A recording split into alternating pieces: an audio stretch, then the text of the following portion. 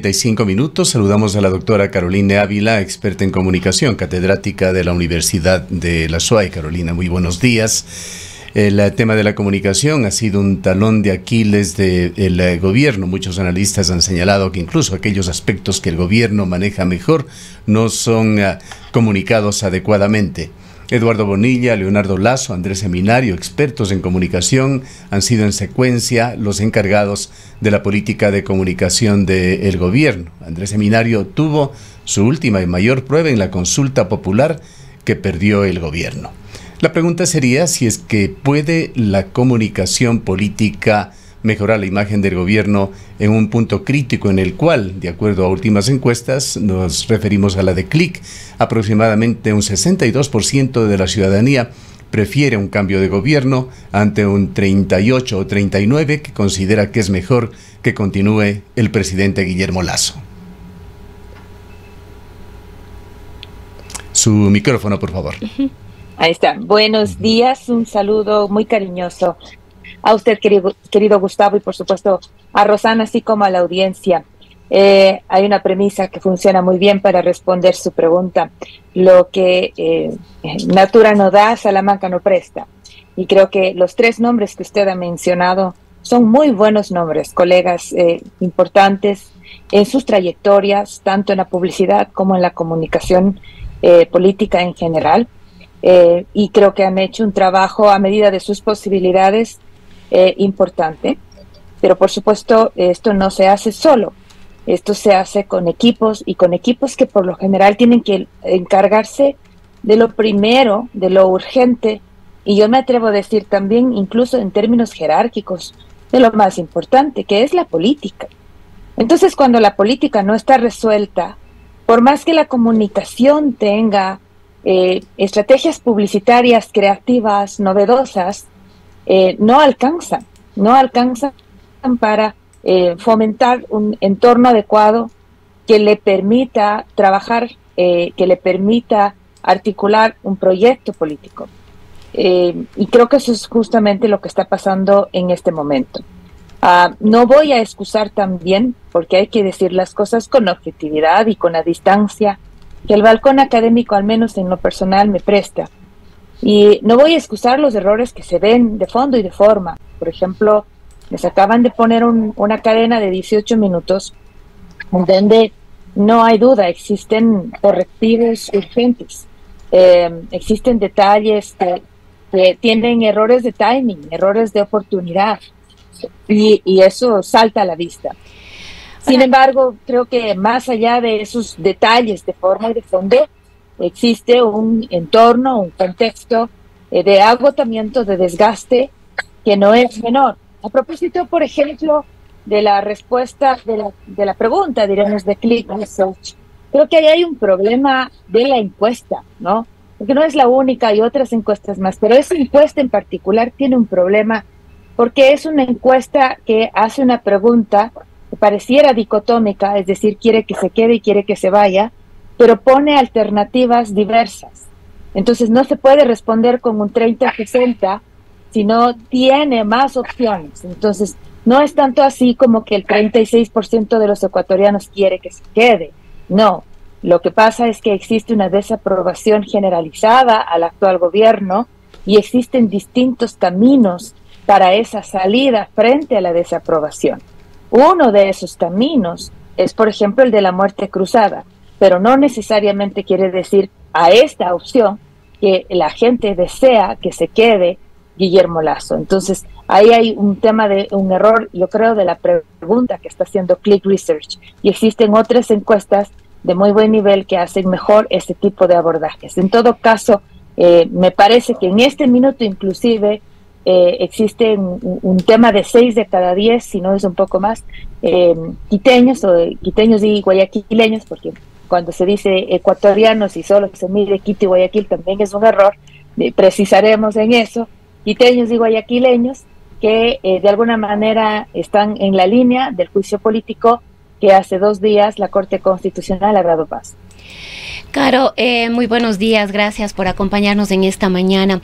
Pues una de las principales críticas y observaciones que se le ha hecho al presidente de la República y a su gestión es esa brecha enorme, esa falta de cercanía y de empatía quizás con los ciudadanos, una gestión totalmente ajena a los problemas de los ecuatorianos, de las ecuatorianas, y quizás eso se evidenció una vez más en la cadena nacional del día de ayer. Si bien se dio en el contexto del juicio político, el país ha vivido unos momentos durísimos en estos días. Ayer, una mañana de terror, con un guardia de seguridad al que se le colocaron explosivos, la tragedia en Alausí, las inundaciones, todos los efectos del terremoto, ni qué hablar de todos los problemas en salud, falta de servicios públicos, etcétera, etcétera, etcétera.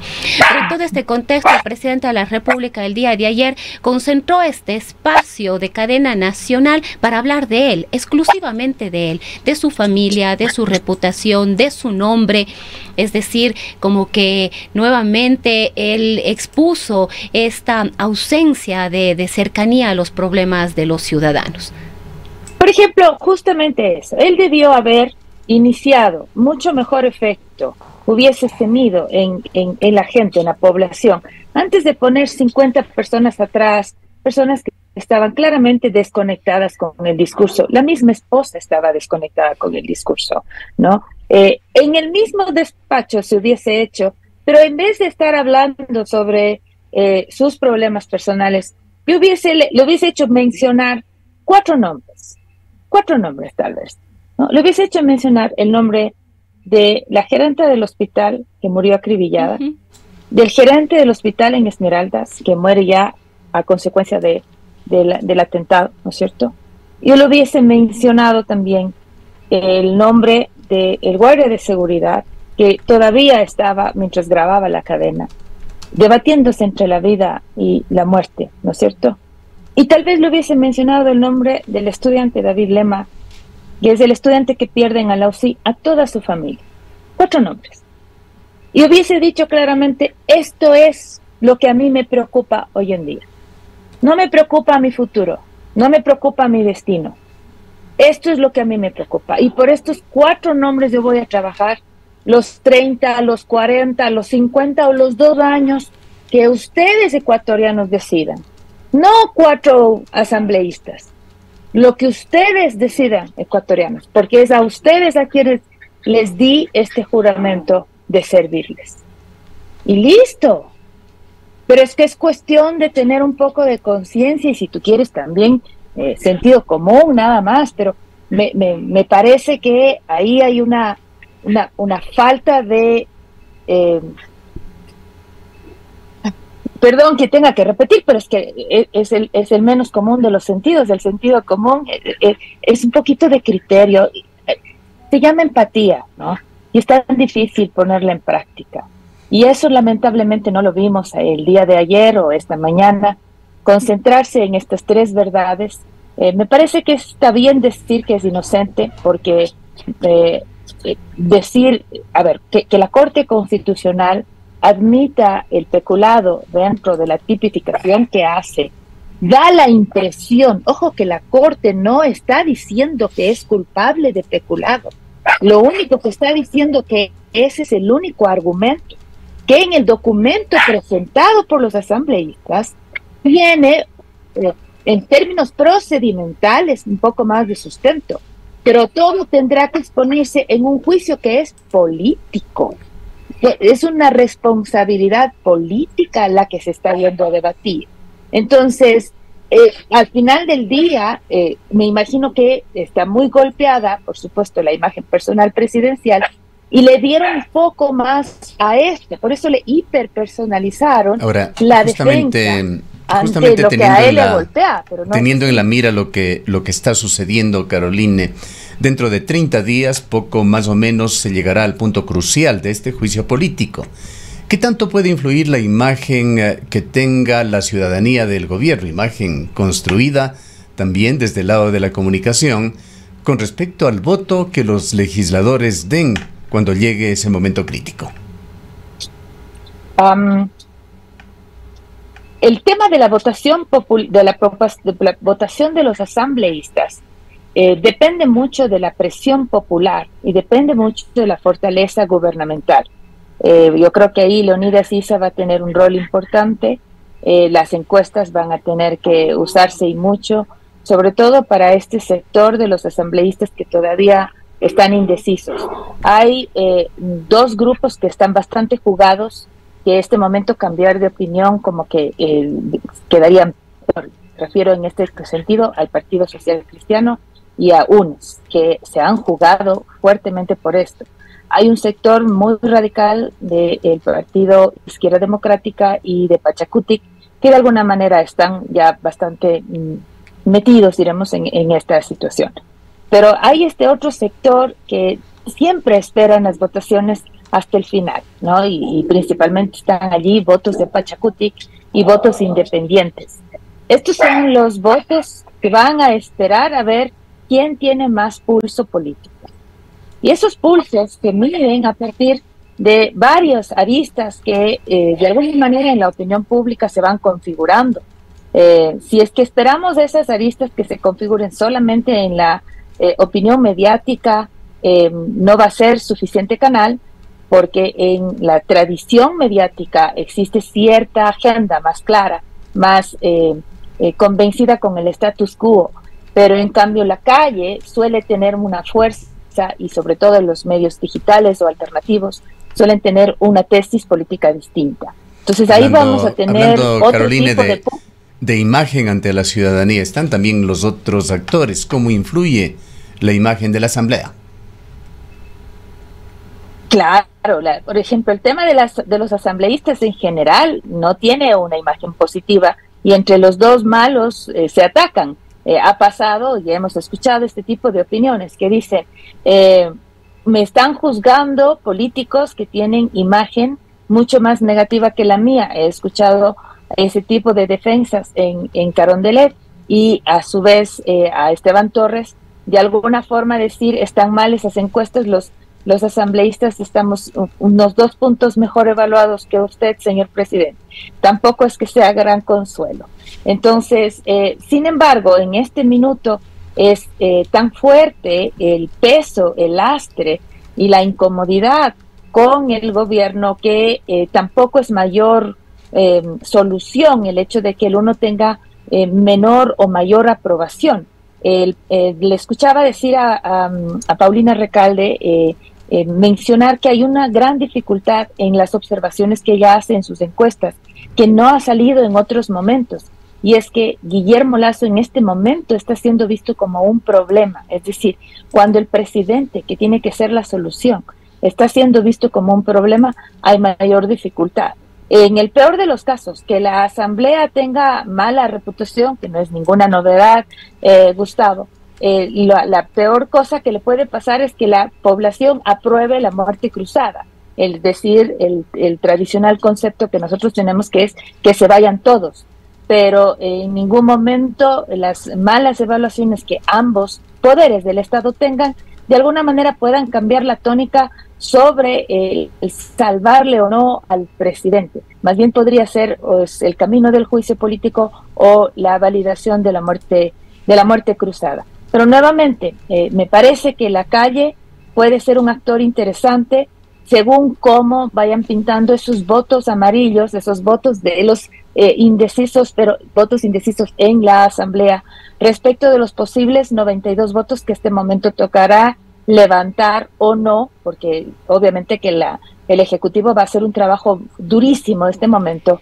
para tratar de salvarle al presidente en el juicio político. Ahora, Caro, tú hablaste ya del tema de la muerte cruzada. Había mucha expectativa a propósito de lo ocurrido con el dictamen de admisibilidad de la Corte Constitucional respecto de que efectivamente el presidente de la República podía optar por la muerte cruzada. Sin embargo, le escuchamos al ministro de Gobierno, Henry Cucalón, hablando de que no está entre las cartas cartas en este momento del presidente de la muerte cruzada y que más bien irá a defenderse en la Asamblea Nacional, y esto se mostró de alguna manera con el apoyo de los ministros, aunque esto ya no se visibilizó en la cadena nacional en horas de la noche, pero luego de la reunión que mantuvieron en horas de la mañana. ¿Cómo analizas tú estos discursos del ministro Cucalón, de los ministros, más allá de lo que el presidente dijo en horas de la noche, respecto de esa defensa que asumirá el primer mandatario en la Asamblea?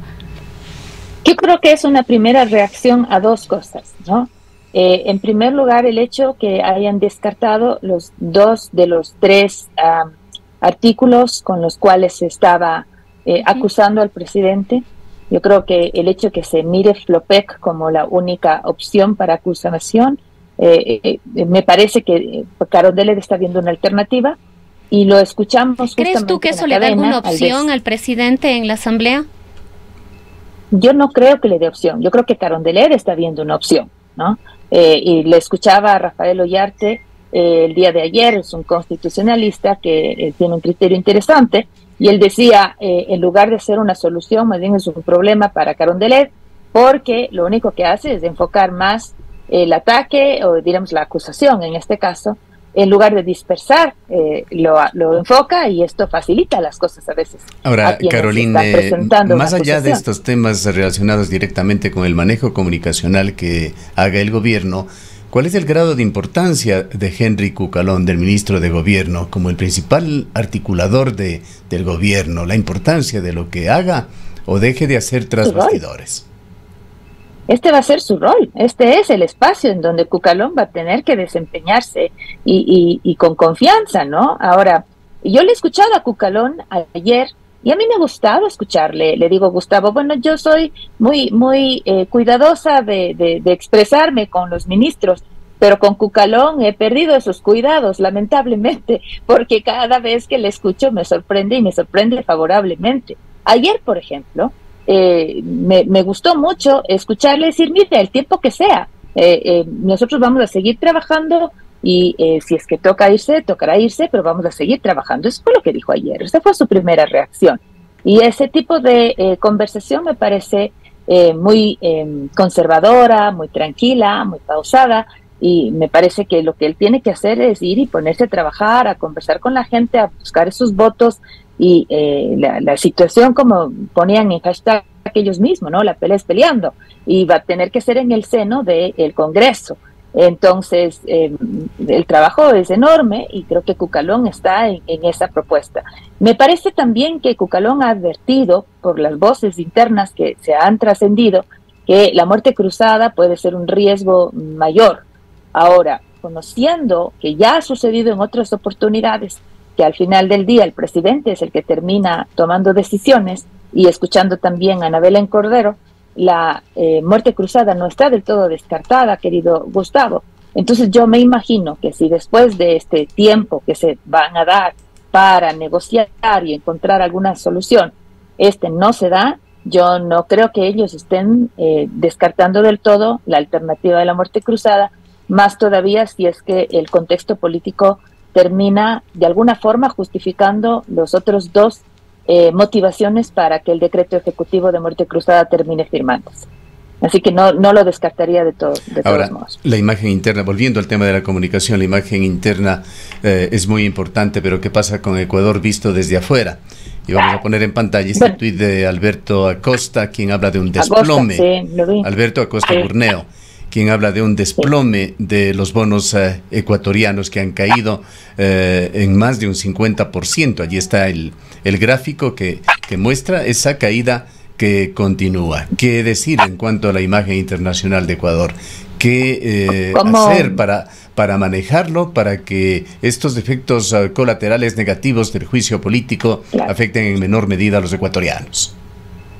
Ese es el clásico, ¿no? Y como vemos en la gráfica, en el 2021 también, me parece que habrá sido junio, que hubo caídas similares, y vemos que han habido varias caídas, varios desplomes. A ver, cuando hablan de los desplomes, a mí siempre me llama la atención, porque vivimos desplomándonos en esos indicadores los ecuatorianos. bueno, era de esperarse, Gustavo. Este tipo de condiciones siempre ponen nerviosos a los inversionistas, y yo creo que al menos vendrán unos 6 meses de nerviosismo hasta ponernos en modo piloto automático, indistinto de los resultados que sean. Yo creo que la estabilidad está quitada hace 3 meses atrás. Y esto no es una sola responsabilidad, yo creo que es una responsabilidad colectiva de la clase política, que dudo mucho que se vaya a resolver en 30 días. O sea, no quiere decir que porque se apruebe el juicio político o no, que porque se vaya a la muerte cruzada o no. A mí me parece que, por ejemplo, digamos, que se logran Carondelet salvarse de este juicio político y queda Guillermo Lasso, yo dudo mucho que el conflicto social se resuelva. Y eso también pone molestos y pone incómodos a los inversionistas. Digamos que se logran salir con los 92 votos, queda el vicepresidente Borrero actuando en funciones como presidente.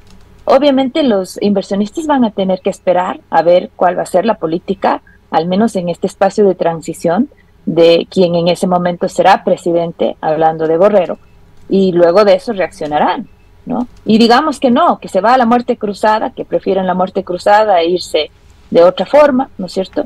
Veremos 6 meses de conflicto social enorme hasta que se den elecciones, y entonces inclusive vendremos con más inestabilidad, porque me parece que de todas las salidas, la de la muerte cruzada es la más conflictiva en este momento, hasta que los inversionistas vean con calma alguna salida más tranquila en el Ecuador. Yo creo que desde enero estamos en estos conflictos, y no es solamente por lo que sucede hace 2 días en la Corte Constitucional, sino porque la clase política en general se ha comprometido con la caída de esos bonos viene desde hace tiempo, así es. Caro, y sería importante también un análisis tuyo en este momento de Alfredo Borrero, quien podría estar asumiendo la presidencia de la República. Habrás visto, ¿no? Le conviene el silencio, claro, le conviene el silencio, porque me parece que es una persona que en medio de todo ha tratado de tener ese perfil bajo, que es el mejor perfil para el vicepresidente de una presidencia inestable, ¿no? Yo dudo mucho que no vaya a aceptar. El momento que le llegue el encargo es de cualquier ecuatoriano o ecuatoriana, es un encargo que se acepta por un tema de civismo, ¿no? Por un tema de responsabilidad. No hacerlo más bien pondría en mayor compromiso e inestabilidad al país. Entonces, a mí me parece que en este momento Borrero necesita tomar con mucha distancia y con mucha tranquilidad y cautela, ¿no? Observar esta situación, siendo leal y amigo, porque sigue siendo obviamente el gobierno por el cual él se sumó hace 2 años atrás, pero hay un compromiso mayor que es con el país, y en este momento él tiene que salir el estadista, que los políticos por lo general suelen ser, ¿no es cierto? Y en este minuto, con un compás de espera y pausa, sin ínfulas tampoco de traiciones de ningún tipo, pero sí con la distancia, pero con la pausa cuidadosa, para observar los caminos que tomen en este momento las acciones en el Congreso, y por supuesto lo que haga el Ministerio de Gobierno, Cucalón y el equipo, que en este momento políticamente desde Carondelet traten de resolver este asunto. Para finalizar, Caroline, hablemos un análisis flash sobre la situación local. Hemos visto en los últimos días, y con diversos sucesos de importancia para la ciudadanía, más a la prefecta en las cámaras o en el micrófono que al alcalde. El alcalde prácticamente desaparecido. Hay un silencio casi total del municipio sobre temas cruciales como la vialidad, el momento que estamos pasando, o esas esferas de gas de Chayabamba que tienen que ver con la seguridad energética, no solo de Cuenca, de la región, incluso sobre la tragedia de Alausí. ¿Qué está pasando allí? Yo creo que la expresión "ahí se quedan" nos retrata bien a las condiciones que en este momento estamos viviendo aquí en Cuenca. A ver, hubo un lapsus de su comportamiento que pocas veces le había pasado al alcalde. Yo creo que ese lapsus a él hasta ahora le tiene que estar resonando y mucho, porque ha tenido siempre una actitud muy cuidadosa, de mucho respeto. Siempre había sido esa su marca. excepto a la salida de abrupta salida de aquella sesión de Consejo Cantonal. Entonces, desde allí, si ustedes registran, desde allí el alcalde Pedro Palacios no se ha presentado públicamente o ha bajado mucho, diremos, su exposición. Y se entiende, ¿no? Porque evidentemente no salió en los mejores términos desde aquellos encuentros y eso le perjudica. No es la imagen, no es el legado con el que él quiere dejar. Pero también es verdad, sigue siendo alcalde hasta el último y la ciudad no es que ha pasado por pocas cosas, por pocas preocupaciones. Entonces, me parece que hay una urgencia de pronunciamientos y de decisiones importantes, por ejemplo, lo que sucedió en el centro histórico a raíz del tema del terremoto, pero también las decisiones en materia de seguridad energética, con lo que está pasando en el tema de provisionamiento de gas. Yo creo que ahí nos hace falta mayor interés. No nos estamos dando cuenta los cuencanos lo que esas decisiones. Me parece que vi por ahí una preocupación de Fernando Cordero al respecto, pero no hay suficiente luces. Me parece que hay más urgencias en la clase política al respecto. Nos hace falta.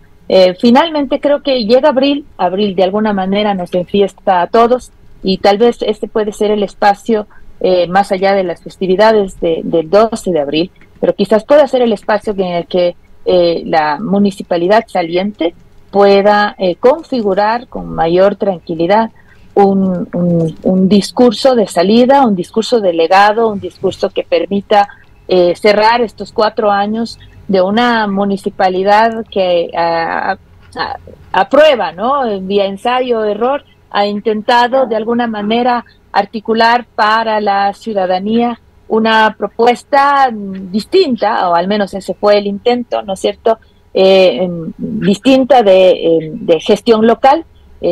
Lamentablemente que no le alcanzó para la reelección. Cuenca es bien caprichosa para dar la reelección a sus candidatos a alcalde, y que evidentemente me imagino que le deja algunas lecciones al actual alcalde. Palacios ni siquiera está participando activamente en la transición. Posiblemente nos lleva a pensar que estaría poniendo todo su tiempo y esfuerzo actualmente en ordenar la casa. Y en dejar una salida digna, ¿no? En dejar, como decía, ¿no?, una marca que al final del día le permita, no sé si llegar después de 4 años, puede ser que le pase como a Marcelo Cabrera.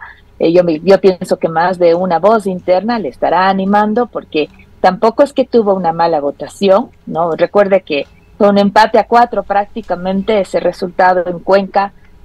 Yo creo que también tiene unos concejales dentro de su partido político que ya está consolidado, y que le permite tener una presencia en la participación política en la ciudad, y eso ojalá más bien le permita a él, con la experiencia que ya este momento tiene en la gestión pública, no perderse, ¿no? Ojalá esta resaca inicial que suele pasarles a las autoridades salientes no le dure mucho, para que pueda seguir manteniendo una participación activa en la opinión, en la presencia de la vida social de la ciudad. Es importante que las autoridades que han tenido esta experiencia la sigan poniendo al servicio, inclusive desde la crítica, desde la advertencia, desde esta suerte de cogobierno, inclusive desde el lado de la oposición. Una oposición sana, útil, crítica, es beneficiosa para la ciudad.